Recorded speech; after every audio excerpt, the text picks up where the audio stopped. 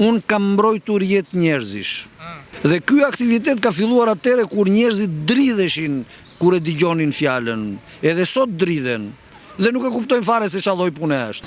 Ku ekziston? Ka 2-3 ditë që policia bashkiake, ushtria, gjitha kanë dalë dhe kap skutra dhe idh makinë. Atëre, nuk ka të drejtë në sekuestrimit, një. E dyta, në radhë të parë duhet bëhet ligj. Do t'ju them një gjë shumë interesante për ministrin. Unë kam dërguar një letër para 2 javësh. Këta kanë bërë kaq shumë budalli që sa gjithë ky popull duhet të jetë fare gomar. Merkato me fund që keni bërë ju me sistemin e drejtësisë te kanali Shqeto. Merkato kam bërë? Nami, video jote e fundit e Shqeto. Ja, Ka pas reagime pozitive nga audienca. Besoj e keni ndjekur. Atëre, unë besoj një që them të vërtetën. Edhe njerëzit atë duan, njerëzit Shqeto me të vërtetën. Një që them të vërtetën. 2 që them përgjithsisht të bazuar mbi akte, mbi dokumentacion, që është lehtësisht i vërtetueshëm dhe kushdo që të jetë kurioz mund të më pyesin mua dhe t'ja u bëj publike, në përgjithësi kam bërë publike. Dhe e treta, unë gjithashtu mendoj se pjesa më e madhe shqiptarëve janë si unë. Kurioziteti më të madh që kishin ndjekësit te kanali Shqeto ishte sa lek të ka shteti për të dhënë. Atëre ka një dhe çfarë punë ke bërë? Prit, ka një gabim të madh. Atëre, me që po pyesin unë do ta them me fjalë përgjithësuese. Unë kam mbrojtur jetë njerëzish.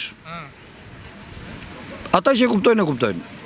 Dhe ky aktivitet ka filluar atëre kur njerëzit dridheshin kur e dëgjonin fjalën. Edhe sot dridhen. Dhe nuk e kuptojnë fare se ç'a lloj pune është.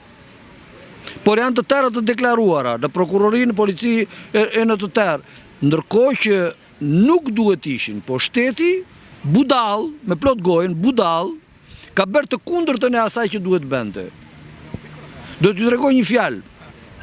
Dick Cheney, pra gjithmonë flasim duke kthyer një lloj përgjigje të gjithë atyre që thoshin ora çfarë puna ka bërë.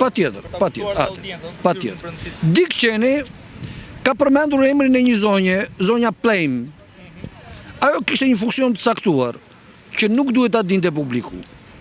Dakor? Ai pa dashje në një emision televiziv, për shembull si punë e kësaj që po flasim ne tani, përmendi emrin e saj. Po përmendi dhe funksionin. Çka ka ndodhur do thoni ju? Ajo ka hedhur në gjyq shtetin, i ka marrë $1 milion.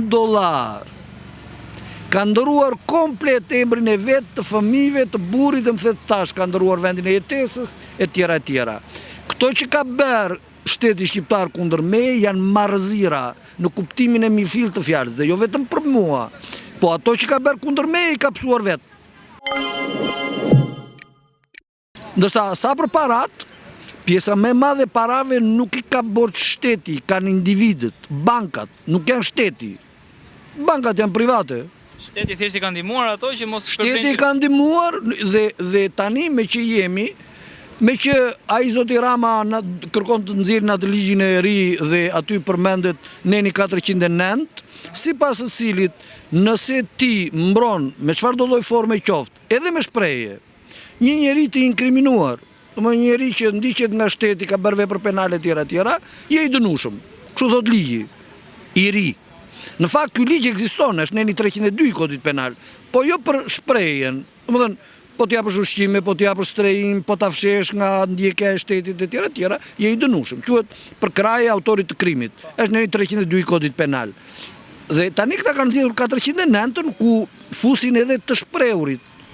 Nëse për shembull X-i është i ndjekur nga shteti se ka bërë një vepër penale dhe unë them bravo i qoftë atij X-it, unë jam i dënueshëm penal, domethënë presupozohet që shteti ka të drejtë të më ndjekin penalisht. Tani, në këtë kuptim, unë ndjek Edi Ramën penalisht, po e them këtu ashiqare fare. Edi Rama është shprehur se, domethënë, ka lavdëruar kontributin e bankës Raiffeisen për investime që bën në Shqipëri. Banka Raiffeisen duhet ishte në burg ai Kristian Kanakaris. Ka një vit e gjysmë ai që është në procedimin penal 32/71 të vitit 2022. Akoma i pa regjistruar nga prokurorët e Tiranës. Lere me për të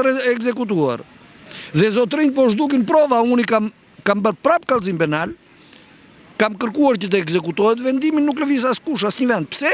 Sepse i pari që merr në mbrojtje është Edi Rama dhe Altin Dumani. Prandaj u thash që Altin Dumani është rrezik maksimal për vendin.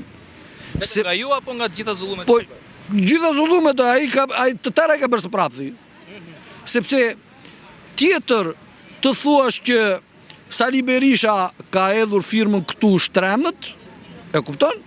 Dhe tjetër të merresh me krime të vërteta, me vjedhje, me pastrim parash, me përndjekje, me tentativa për të burgosur njerëz, me vrasje etj. Ato janë të rëndësishme. Ku ti plasi se ka hedhur njerëzit në veprimtarinë e tyre shtetërore, bëjnë dhe gabime, nuk diskutohet që bëjnë dhe gabime. E kupton? Tashi ato të Sali Berishës nuk janë thjesht gabime, janë krime me të vërtet, po ajo struktura atje nuk është bërë për të marrë me gabime. Është bërë për të marrë me krime serioze. Altin Dumani i ka përcjell jashtë strukturës, domethënë i ka hequr nga vetja të gjitha kallëzimet penale që kanë mbaruar dhe që janë në grupazh. Të gjitha grupazhet ku futen zyrtar të shtetit të çdo niveli duhet të jetonte ai. Po ai edhe hetimet që kam kërkuar unë për Edi Ramën, për Orsian Çelën, prokurorin e përgjithshëm, për Evgjeni Basharin, domethënë drejtuese e Inspektoratit të Lartë për deklarimin e pasurive dhe konfliktin e interesit, Artur Metanin, Inspektoratin e Lartë të Drejtësisë, i ka çuar në Durrës. Ç'është mendje? Po me këtë tallën këta, ç'a kujtojnë ta? Se njerëzit janë budallëj, nuk e kuptojnë nuk e njohin ligjin. Shqipëria ka më shumë avokat e juristë se sa Gomer. Se Gomer s'ka me. Okej, besoj se gjitha audienca e kanalit e mori atë përgjigjen për sa i përket të ardhurat. Tani, për ju si njohës i ligjit, ne duam një mendim shqet, ashtu siç dini ju ta bëni, për këtë nismë të fundit që ka bërë ministrja për sekuestrimin e të gjitha skutrave elektrikë që qarkullojnë në rrugët e Tiranës. Është i drejtë apo është në kundërshtim me ligjin? Ka sekuestrime. Ti sekuestrosh pronën e tjetrit.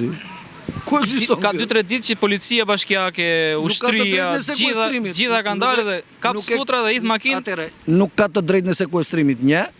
E dyta, në radhë të parë duhet bëhet ligj. Nëse qeveria vendos që skutrat nuk duhet të qarkullojnë, duhet bëhet ligj. Nuk bëhet me fjalë goje, me fjalë ministri. Nuk ekzistojnë kjo gjë. Këta e bëjnë vetëm njerëzit që s'kan iden e fjalës shtet, e din shtetin pronë private. Sipas jush, është shkelje kjo? Është vjedhje, për mua është vjedhje. Që e ndaloj qytetarit tjetër e merr te se dua unë. Nuk ekziston. Ore, kjo ministria që po nxjerr këtë lloj ligji, do t'ju them një gjë shumë interesante për ministrin. Unë kam dërguar një letër para 2 javësh për vjedhje nga drejtuesit e policisë Tiranës. Zonja ç'a bën? E merr Degdis, e ka çuar në IKMT.